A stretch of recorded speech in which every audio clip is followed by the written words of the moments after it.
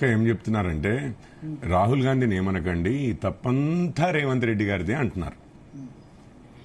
ప్రభుత్వాన్ని వడగొడతా అన్నారు. రేవంత్ రెడ్డి ప్రభుత్వం అధికారంలోకి వచ్చిన వెంటనే మాకెన్నున్నాయి సార్, 8 ఉన్నాయి. పడగొడతా అని ఎవరు అనలేదు. కాంగ్రెస్ లో వాళ్ళకి ఆనవాయితీ. పోయినసారి రాజశేఖర రెడ్డి గారి కంటే ముందు 5 సంవత్సరాల్లో 4 చీఫ్ మినిస్టర్లను పెట్టారా లేదా? అది కాంగ్రెస్ లో ఆనవాయితీ. ఇప్పుడు మొన్నటికి మొన్న కర్ణాటకలో ఇప్పుడు ఎవరండి చీఫ్ మినిస్టర్? ఒక నెల ముందు ఎవరండి చీఫ్ మినిస్టర్? అది కాంగ్రెస్ లో అనవాయితీగా నడుస్తూ ఉంటాయి. ఇక్కడ కాంగ్రెస్ నైజం. అది కర్ణాటకలో ముందుగానే డివైడ్ అయింది. 2.5 years ఒకరు, 2.5 years ముందుగానే చెప్పారు. చెప్పిన తర్వాతనే ముఖ్యమంత్రిని ఏర్పాటు చేశారు. కానీ తెలంగాణలో అట్లా ఎలాంటి వ్యాఖ్యలు చేయలే. రేవంత్ రెడ్డి గారే ముఖ్యమంత్రి గారు అనుకున్నారు. రేవంత్ రెడ్డి గారే కంటిన్యూ అవుతారు. మాకు ఇందులో ఎలాంటి సెషబిషన్ లేవు, ఎలాంటి ఆలోచన లేవు. కొద్ది మంది మీడియా వాళ్ళు వాంటెడ్ గా కావాలని రోజొక కథనాలు వాళ్ళు మాట్లాడుతున్నారు. మా ముఖ్యమంత్రి రేవంత్ రెడ్డి గారే. మీరు ఒక్క విషయం మర్చిపోతున్నారు. ఇంతకుముందు మీరు చెప్పినట్లుగా పార్టీ స్థాపించిన వారు పార్టీ ఓనర్లనే కాదని పార్టీలను చీల్చి వెళ్ళిపోతున్నారు అన్నారు. రాహుల్ గాంధీ గారి, నెహ్రూ గారి కుటుంబమే కదండి ఇదంతా కాంగ్రెస్ ఓనర్షిప్. ఇప్పుడు ఓనర్ దగ్గర నుంచి ఏమన్నా వింటే మనం నమ్ముతాం. ఎవరికి తెలుస్తుంది కాంగ్రెస్ పార్టీలో ఓనర్లు ఏమనుకుంటున్నారు? 2.5 సంవత్సరాలు ఉన్నారు. 2.5 సంవత్సరాలు అవ్వగానే అయిందా కర్ణాటకలో? పెద్ద డ్రామా అయింది. 2.5 సంవత్సరాలకి ఏం అవ్వాలా? అక్కడ శ్రీధరన్ గారిని ఎన్నుకోగానే అసలు ఇంట్లోనే ఉన్న పోటీలను బట్టి, ఆ గాంధీ ఫ్యామిలీలో ఉన్న పోటీలను బట్టి ఒకరి క్యాండిడేట్ అక్కడ కేరళలో అయ్యారు చేయబట్టి ఇక్కడ మీ క్యాండిడేట్ ఓడిస్తా అని చెప్పి రాహుల్ గాంధీ గారు నెక్స్ట్ డే ఎమ్మటే ఇక్కడ ఉన్న డీకే శివకుమార్ గారిని వాడుకున్నారు. రేపు ఆ ప్రియాంక గాంధీ గారి మధ్యలో, సోనియా గాంధీ గారి మధ్యలో, రాహుల్ గాంధీ గారి మధ్యలో ఏమవబోతోందో ఎవరికి ఏం తెలుసు వాళ్ళ పార్టీలో? నేను అది చెప్తాను. వాళ్ళు ఓనర్లు చర్చది కాదు. నేను ఒక్క విషయం వస్తున్నాను, ఒక్క నిమిషం. అదే చేద్దాం. అయితే ఒక్క విషయం ఏంటంటే ఈరోజు డెమోక్రసీ గురించి మాట్లాడుతున్నాం. ఈరోజు యానివర్సరీ అక్క మీకు తెలిసే ఉంటుంది. ఏం యానివర్సరీ చెప్పండి?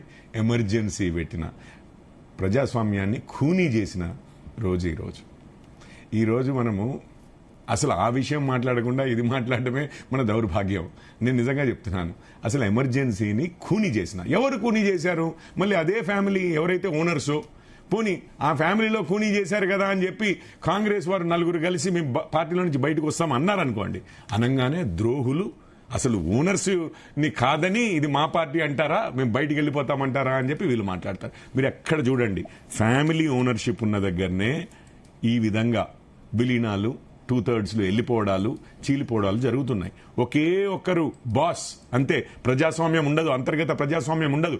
అట్లాంటి పార్టీలోనే ఇవన్నీ జరుగుతున్నాయి. యాక్చువల్లీ నిజం చెప్పాలంటే ఇప్పుడు అది గాంధీ గారి, అదే నెహ్రూ గాంధీ ఫ్యామిలీ అయినా కానీ అదే సేమ్ థింగ్. కాంగ్రెస్ మొన్నటి వరకు 2 సార్లు జాతీయ పార్టీ అన్నారు. మీరు విలీనమే అయిపోయింది. 2 మండలిలో అయిపోయింది, శాసనసభలో అయిపోయింది. రైట్. మీరు ఇక్కడ చూడండి, టీఎంసీ ఒక్కరి పార్టీ అన్నట్లుగా నడిపారు. ఆమె నెఫ్యూ ఆయన అభిజిత్. మధ్యప్రదేశ్ లో నటరాజన్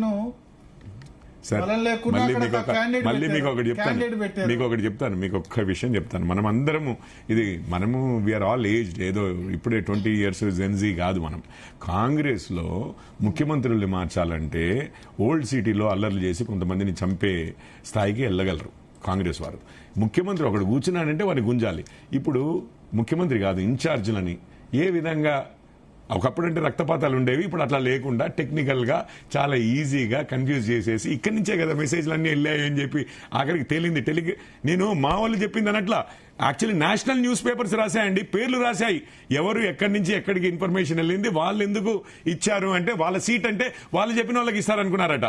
కాదు, మా క్యాంప్ వాళ్ళకి కాకుండా మీనాక్షి గారికి ఇస్తున్నారని చెప్పి వాళ్ళు అక్కడ లీక్ చేసి దాన్ని అవుట్, అంటే ఆ నామినేషన్ ని అవుట్ చేశారు అని చెప్పి నేషనల్ న్యూస్ పేపర్స్ రాశాయి. మీరు ఇంటర్నల్ కాంగ్రెస్ పాలిటిక్స్ అవి వేరే వాళ్ళు ఆడలేరు చేయబట్టి అమాయకంగా మనం ఏదో అనుకుంటాం. ఆ పాలిటిక్స్ ఇంకో పార్టీలో కనపడవండి. ఆమెను ఓడించింది పక్కా తెలంగాణ కాంగ్రెసే, అది అందరికీ తెలిసిన విషయమే. మళ్ళీ ఏంటి, ఎట్లాంటి లాయర్లు ఉంటారు? అభిషేక్ మను సింఘ్వి గారు లాంటి లాయర్లు ఉంటారు. వారు ఎక్కడి నుంచో నార్త్ నుంచి తీసుకొచ్చి ఇక్కడ మనోళ్ళని కేకే గారిని రిజైన్ చెప్పి వీళ్ళిద్దరు ఒకటే పార్టీ అనడానికి మీరు చూడండి సార్. ఇప్పుడు రాజ్యసభ సీట్ ఉంటుంది, ఎవరిది ఉంటుంది? కేశవరావు గారు. ఏ పార్టీ వారు? బీఆర్ఎస్ వారు ఆయన రిజైన్ చేస్తారు. మళ్ళీ ఆయనకు దాని తర్వాత ఏమన్నా ఇచ్చారా? అదే వేరే జాబ్ ఏదో ఇవ్వబోతున్నాము, వారిని గవర్నర్ చేయబోతున్నాం అన్నట్టు ఏం లేదు కదా. వారు కామ్గా ఇంట్లో కూర్చుంటారు. బీఆర్ఎస్ వారు ఆ సీట్ ని త్యాగం చేసి కాంగ్రెస్ కి ఇస్తారు.